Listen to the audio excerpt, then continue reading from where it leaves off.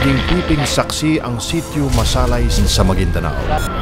58 katao ang binasaker, mga inosenteng sibilyan, mga babae, miyembro ng media. Bahagi sila ng convoy ng asawa ni Toto Mangudadato na si Bay Jenaline Tiamson Mangudadato na nooy magfa-file sana ng Certificate of Candidacy ng kanyang asawa na tatakbo sa pagkagobernador.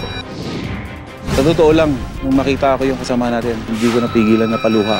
Isang eyewitness na nagturo kay Dato Unsay Andal Ampatuan Jr. bilang isa sa mga mismong pumaril sa mga biktima.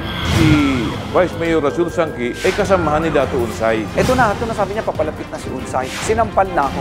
That was the last word of my wife.